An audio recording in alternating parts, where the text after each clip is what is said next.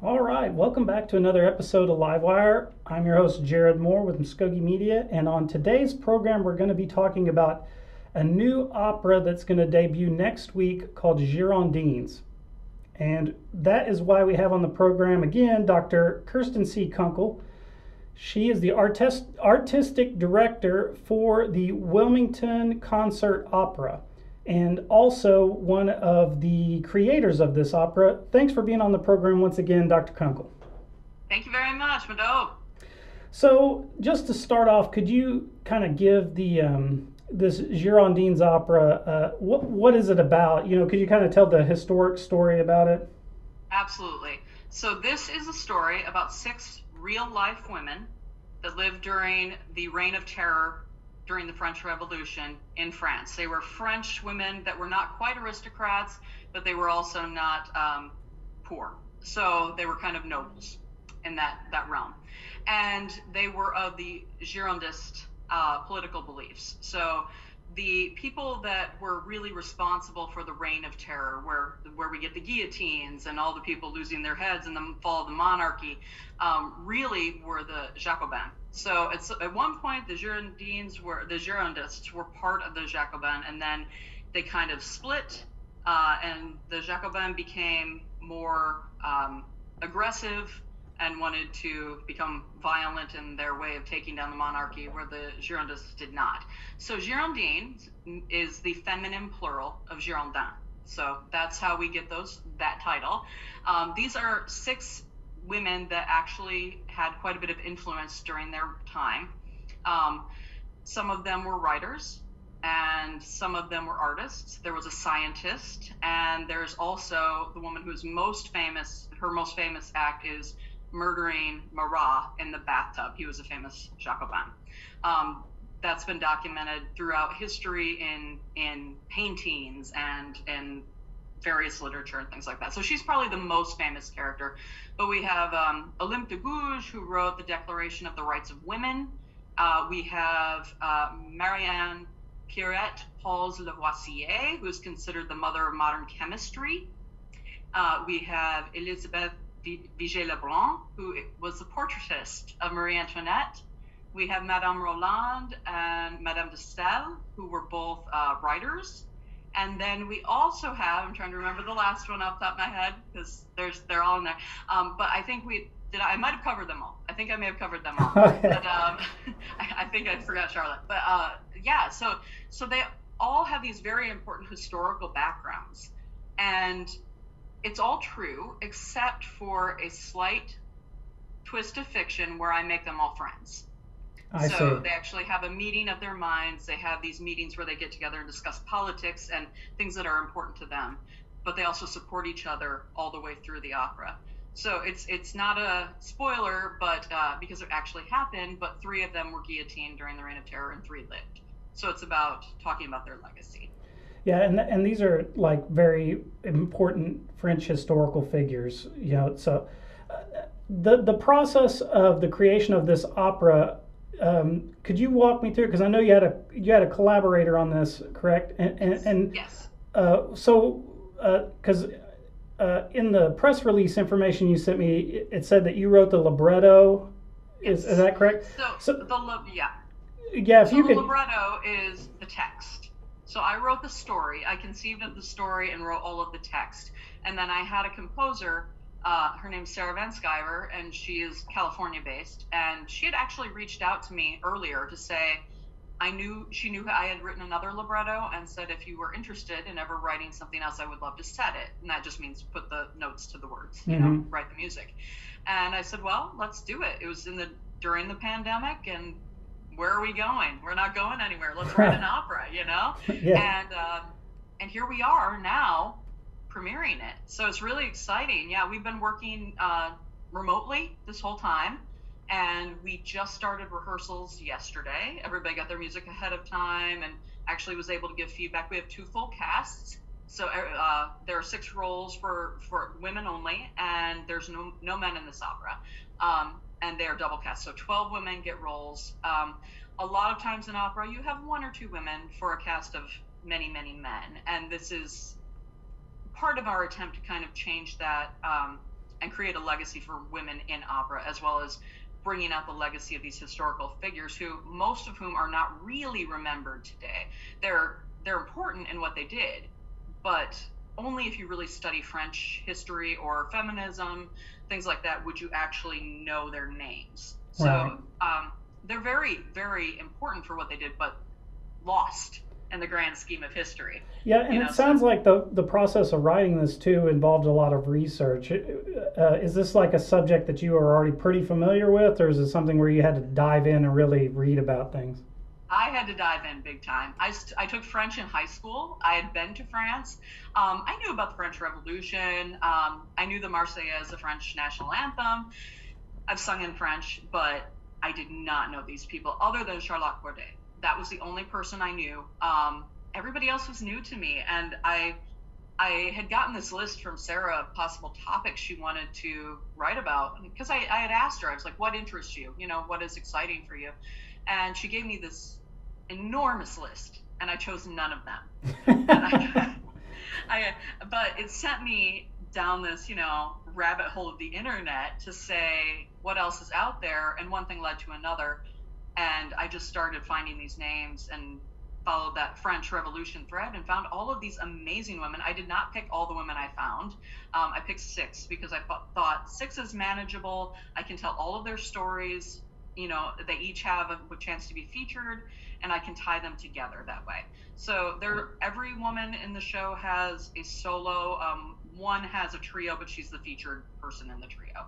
And then almost all of them are in multiple ensembles as well, where multiple people sing. So is the opera in French, or is it in English, or what? It is very much in English. Okay.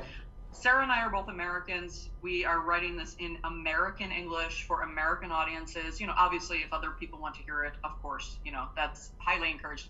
The only words that are in French are the actual French names and French terms. Right. So we are actually pronouncing it Charlotte instead of Charlotte. Gotcha. And then like the sans-culotte, that things like that are actual French terms, those will come up. Jacobin, Girondins, that kind of thing. But everything else is going to be in English. And the nice thing is that Sarah has a style that kind of is somewhat more popular in style, even though she's classically trained. So it's very highly accessible music.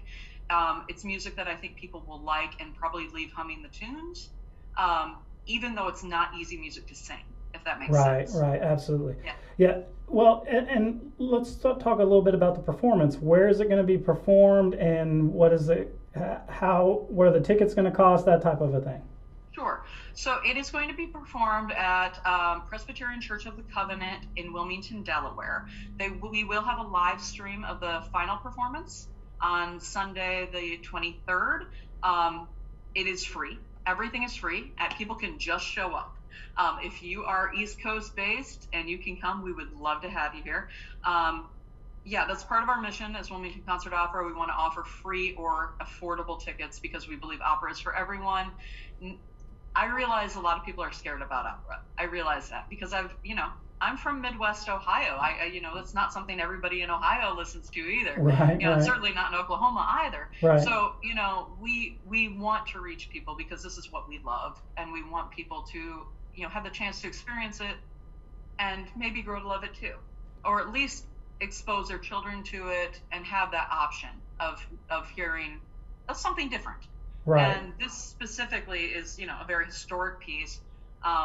We're hoping a lot of students come out to see this because it's very educational. We're having a lecture on the 22nd, which is our Saturday night performance. And so if anyone wants to follow Wilmington Concert Opera on social media, you will find out everything there. If you go to our website, it's just www.wilmingtonconcertopera.com. You can subscribe to our newsletter, and you will get all that information. But it's next Friday, Saturday, and Sunday, October 21st to 23rd.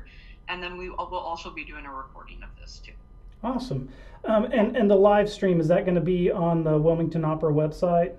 It will probably, I'm hoping it will be as well, but it will definitely be on the Presbyterian Church of the Covenant of Wilmington, Delaware's website. Okay. So that'll definitely be an option. And for the audience too, I'm going to pop the link to wherever the live stream is going to be in the description of this video. So if you're watching this later or whatever, you want to check out the actual performance, then the link should be in there if I can get my hands on it. And I also want to remind anybody in the audience, if you have any questions about this opera or just opera in general and the productions, go ahead and pop it into the chat and we'll ask it here. This sounds like, to me, a monumental endeavor, not just the creation of the opera, but also you're going to be performing in the opera. Is that correct? I'm performing as well, yes. So you guys are in the middle of rehearsals? Yeah. So what is that like? It's a lot. It's a lot of work. I mean, it's a passion project. Being an artistic director of a small opera company is a passion project in and of itself. But we've grown from this tiny little germ of we might have a production or two to a legitimate company. We just got our acceptance into Opera America, which is huge for any opera company. And that's based out of New York. So Opera America is a pretty big deal, and we've also just, we've been growing with our grant funding and things like that. We're able to pay our performers more to really legitimize everything we're doing. So it's been a long process. We've only been around for 7 years. This is our 7th year. So it's really exciting. It's a lot of work. It's a lot of work, being a creator, being a producer, and being a singer on one project. So, and here I am. I formerly lived in Wilmington, and now I'm coming back and, trying to make sure all my connections of people in Philadelphia know that this is happening and that they're coming and that they are supporting this as well, because women and minority run opera companies are not abundant by any means, and we're small but we're mighty. So we only have a staff of 2 people, and that's a lot of work. We have a good board, but we only have a staff of 2 people. Yeah, the Wilmington Concert Opera is dedicated to inclusivity and is a minority-run production company. Could you talk a little bit about what was the start of that? Like, was this an idea that you and other people had and made it happen, or what's the mission statement there? Yeah, so basically, you pretty much just said it. It's designed to be world-class opera that is accessible for everyone, and inclusivity meaning that we are both diverse and accessible and truly include everyone, both at an audience level, but also in our casting, and who we are able to reach, and what venues we are able to perform in, making sure things are handicap accessible, making sure that we are trying to reach people that are young that have never had exposure. No age discrimination in our casting, things like that, as well as obvious things, like ethnicity and things like that. Right. So initially the main priority was trying to give opportunities for really amazing singers in our area that were not getting all the opportunities that they could have, because it's a saturated market, the greater Philadelphia area. But that's very quickly morphed into, how can we reach more people with what we love? How can we give more outreach opportunities to not just singers, but also to the audiences? How can we bring children and underserved areas to the opera? And so that kind of grew very organically. And, a lot of companies are starting to go that direction, but we had that thought very, very solidly, very early. And I think it's been a major part of how we've tried to go about producing from day one. Awesome. So this is just me being curious. Do you guys take donations, or is it ticket sales? What's the main? How do you guys keep running? Sure, we do take donations, and we have one independent funder at the moment who actually supports our virtual recital series. So if you go to our YouTube, you will see the virtual recitals. They're about 30 to 40 minutes usually. Some go all the way to an hour, and those are funded by one individual. But we get grants where we're a nonprofit. So my executive director writes many grants, looking for funding and support. Right. So we're doing very well with that. We can always do better, but donations. But we do not do ticket sales. If we do ticket sales, we had a fundraiser, so for that there were ticket sales. But if we do ticket sales at all, it's usually because whatever our partner, that we're working with, is ticketing the event. So like if for example we did this big concert on a tall ship, and they ticketed that event, but we got to use the tall ship. That kind of thing. Yeah. Awesome, cool. Well, I'm so happy to see you guys continuing on after Girondines. What's the next thing that you guys are doing? Is there something on that horizon? There are things on the horizon. So we're actually going to go back to the plan, and this hasn't been officially announced. So anyone seeing this is new material, but it has been agreed upon. So we are going to go back to the plan to do what we were going to do when the pandemic hit. So we had a gala and an opera planned, and for the gala, it's a showcase basically. For the gala, we had contracts out already, so we're going to offer those contracts to the performers that were scheduled to perform. I don't know, 3 years ago, 2-3 years ago now. Right. And if they still want them, we're going to honor those. So that's the plan, and then we'll have our full opera about this time next year. So yeah, and that'll be a more traditional standard rep piece. Awesome. Well, I'm not seeing any questions in the chat, and we're about at the halfway point. Do you have any shout outs to anybody that you'd like to say thank you to or anything like that in relation to this project? Oh, so many. So many. I mean, my composer for reaching out to me in the first place and saying, hey, I would love to work with you. That's super cool. She's literally running the rehearsal right now. So she's downstairs at the piano working on the Reign of Terror piece. There's a piece where Charlotte gets guillotined and all of her friends are there. Like, they're not all of them are in the room, but they're all in the proverbial room, like they're all singing about it, about how they're waiting for Charlotte to die. And she's running that rehearsal right now, awesome. So that's awesome. My business partner, Marissa Robinson, she's my right-hand lady. I wouldn't be able to do any of this without her and all the behind the scenes work she does. My husband, who did our programs, does our posters. I can't do formatting to save my life, but he can. So he's been awesome. We have a beautiful photographer. Her name's Julie Smith. She's been a singer with us. So if you guys go on any of our website or social media, you'll see those pictures. I just put up another one a little bit ago, and they're like Vanity Fair type pictures. They look like they should be in like early 2000s Vanity Fairs, and they're just stunning. Yeah. And our board, on the native end, I give so much thanks to Jared Tate, who is always one of my biggest supporters. He's the person I always bounce ideas off of, and he gives me the encouragement to say, it's okay, you can break the rules, it's all right. Right. Right. Yeah. Go be artistic and go big or go home, basically. Yeah. That's kind of his motto. It kind of is, and we've got another piece of his coming up too early next year, so that's really exciting. Yeah, so I mean, I'm really busy, but it's all very good busy, and I'm really excited. My family in general has just been so supportive. Right now, my husband and daughter and dog are holding up the fort in Ohio while I'm here for 2 weeks, right. A little over 2 weeks, and they're so supportive. So a lot of good things have come out of Yellowstone Revealed, which we talked about last time, and it's just kind of gone right into this, and it's been amazing. So it's been a really exciting time for me. Everybody always said, Kirsten, just wait until you're in your 40s. That's when things are going to take off if you do the work.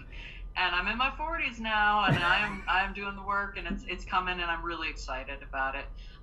If any listeners do have any just general questions about music or opera, classical music, anytime, reach out to me. I very much want to be, a voice for the tribe. So, awesome. I'm very excited about that. Great. Well, thanks so much for being on the program, and congratulations on all the success that you're having and also the productions. The more Native artists in all the fields that we can get, the better that it's going to be for everybody. And also in a field that's, I would assume is underrepresented for Natives is opera. Extremely. I think you might have talked to almost all of us. yeah, on that previous live stream. As far as classical Native singers, there aren't a lot of us, and if I can be somebody that encourages anybody to get out there and just try it, that's such a blessing for me. I love what I do, and I've been very lucky to be exposed to it early enough that I could form a career in it, and and have family support that would help me fund it. But it's not easy, and but creating art for anyone and getting to represent your heritage is huge. You know, and about that too. Absolutely. Being in journalism. Yeah, and it's something that I don't. That's one of the reasons that I try to stay in touch with you and keep it going with what you guys are doing out there, is so that other citizens in Oklahoma and people can see that like there are citizens that are out there. They're in the opera world. They're doing something. So it's also pretty interesting to see just your work, how the synthesis of stuff that you do is great. And I want to thank you for being on the program once again. And we don't have any questions, but that's all right. That's all right. I do want to mention to the audience that next week we're going to have another live wire on Monday, where we're going to be talking about the podcast that's coming out of the executive branch, the Mvskoke Pod. We're going to have Jason Salzman, who's the press secretary, come in because he's the host of that program. So if you're interested in that, you want to maybe get some behind the scenes gossip, just tune in. I think it's at noon on Monday. So we got that. That's the next live wire. And we're going to stay in touch with Dr. Kunkle. And probably you said maybe you're going to have something coming up in January or February? Yeah. My next big project is going to be Jared Tate's Chickasaw opera. So awesome. I'll be playing the elder in that, and I actually thanked him for that. He's like, I don't want you to think I think you're old, and I said, no, well, I'm 42, so that's old to some people, but I said, no, you thinking of me as the elder is an honor. In our culture, it is an honor. That's. Well, maybe we can get Mr. Tate in here and we'll do this whole thing again, just like we did. I think it's been almost a year and a half ago that we did, or might have even been longer. The first one we did. It was about that. Yeah, it was like probably August, I think, last year, something like that. Yeah. Awesome. But it's exciting. It'll be good, and he's doing a lot of good stuff. He just got into the Chickasaw Hall of Fame and all that too. So he's doing really wonderful things, and we just start trying to get our voices heard and represent as best as we can. So I just put out a video yesterday for Indigenous Peoples Day of the U.S. premiere of a duet by Métis composer Ian Kusan that Kate Morton and I did out at Yellowstone. So we're doing stuff, we're doing it, and it's taking time, but we're making our voices heard, and it's really exciting. Awesome. And I feel like people are slowly listening. Yeah. Well, and even if you don't get immediate response, that it's the pebble that falls in the water, is the ripples coming off that make the impact. So, but thanks for being on the program, and we're right about at wrap time, and I don't see any questions. So we'll be in touch, and to the audience, we'll see you again on Monday. And is there anything you'd like to add before we wrap, Dr. Kunkle? Just a big old Mado. I'm so grateful, and I'm just enjoying this moment because I know how special all of this is, and I can't wait to see where things are in a year and 2 and 3, maybe even 10 years from now. Where are we? And I hope that I can give more back, and I really hope that is what I can bring to the table. So I'm excited. I hope I can start making even more contacts with the Mvskoke people, and just delivering what they might want to hear too. Awesome. Well, Mado to you, and to the audience, we'll see you later. Chihicha, please.